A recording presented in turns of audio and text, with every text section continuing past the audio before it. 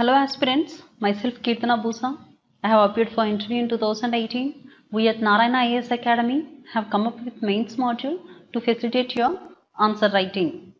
Important topics for the coming mains 2019 are picked, and all the important points required to cover the topic are provided in a simple and lucid manner. We are taking these points from multiple sources so that you will get sufficient points to use in the mains exam. We are also taking extreme care to provide good structure to the topic. Hope our efforts will benefit you. Having said this, let us move to an important topic today, that is migration patterns in India. In this video, we look into the migration streams, the push factors, pull factors, as well as the impact of migration on the source areas, destination areas, as well as the individuals. In India, we can observe 4 migration streams. One is rural to rural, which is 62% as per NSSO survey data. Rural to urban, which is 19%, urban to rural, which is 6%, and urban to urban, which is 13%. Then what are the push factors? Under economic and demographic factors, poverty, unemployment, standard of living, low wages, high fertility rates, lack of basic education and health are the important one. And the pull factors include prospects of higher wages as well as potential for improvement both personal and professional. The political push factors include conflict like communal conflict, caste conflict, and insecurity, violence, poor governance, corruption, human rights abuses. On the pull side, this includes safety, security, and political freedom. The push factors under social and cultural aspect include discrimination based on ethnicity and the like. And on the pull side, it is family reunification, ethnic homeland, freedom from discrimination. Then we look into the impact of migration. Migration per se is not bad. It has significant implications for the development.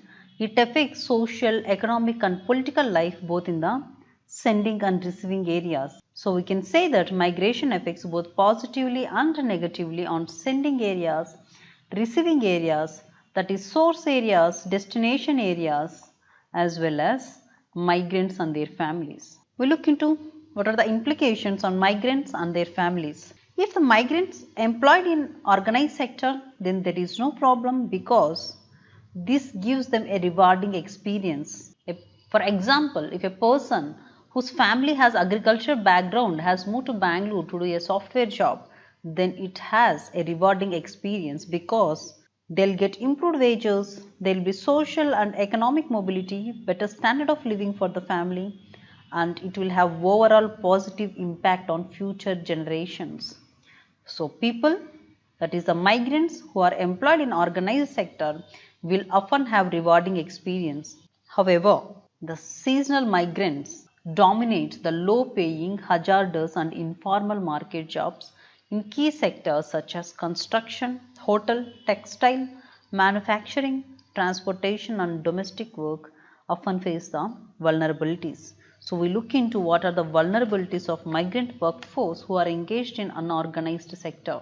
Conflicts and disputes at work sites. In an unorganized and chaotic labor market, the common issues are non-payment of wages, physical abuse, accidents and death, lack of existing legal machinery which is sensitive to nature of legal disputes in unorganized sector.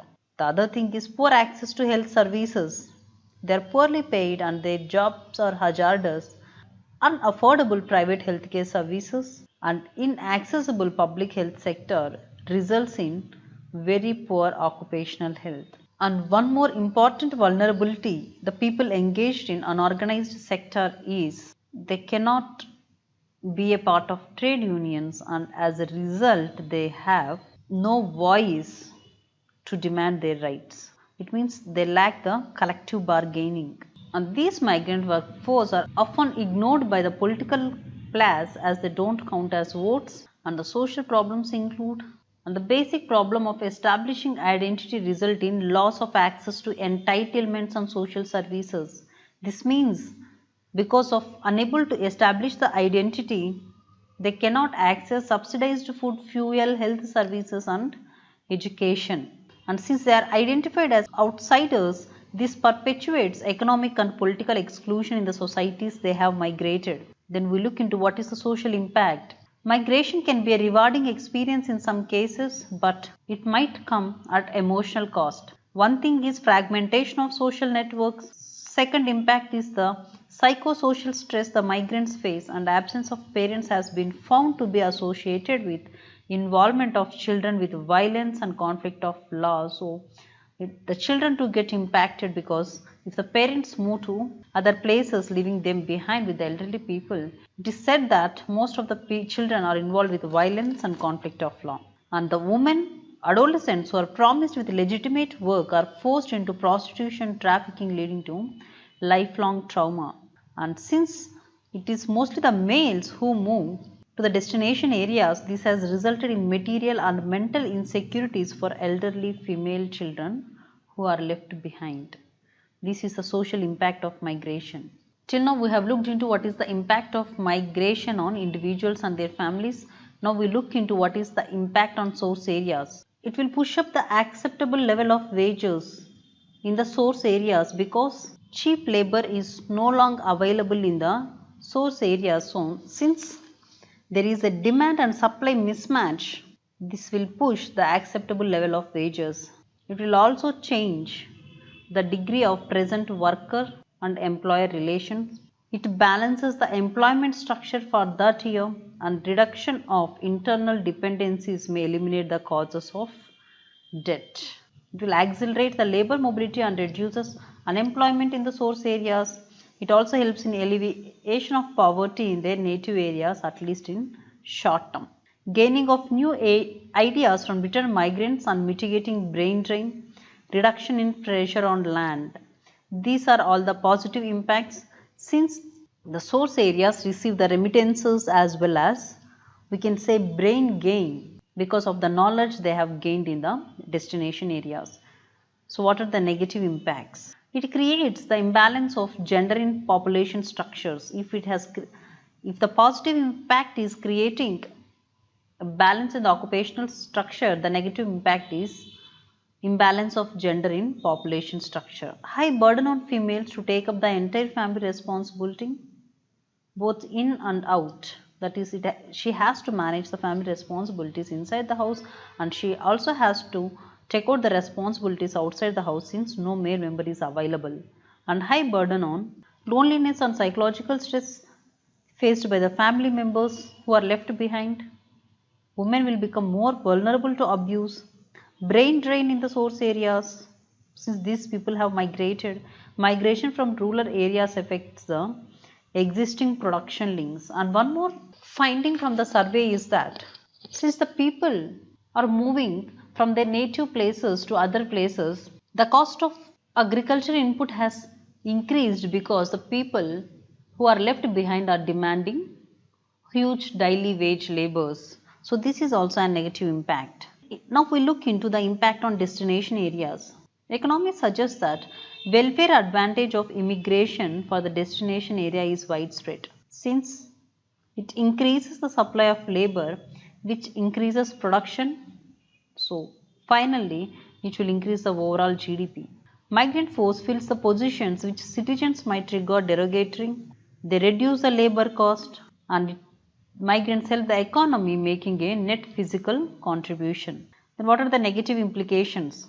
So if these people take up the menial jobs and compete in the labor market, this result in the unemployment in the host country, leading to son of soil doctrine. This is what is happening either in the United States or in India. For example, Vidarbha, Maharashtra. It may affect law and order, social unrest and ethnic clashes. If you have less points, make this under 3 headings 1, 2 and 3, and if you have sufficient points in the place, then you can make it as a single point. That is, it may affect law and order situation in the place, social unrest it may create because of migrant workforce and ethnic clashes, as now is happening in Assam, Nagaland because of migration of people. Huge burden on resources, environmental degradation, this is another important negative implication. Development of slums and associated problems as has been seen in the urban areas. It may also lead to cultural destruction or enrichment. We can say that the challenges associated with migration are complex and the lack of recognition for migrants is still to be fully addressed. Unless we view these migrant workers as a dynamic part of the changing India, we will not be able to solve the problem of urbanization. Hope this video is helpful. Thank you and all the best.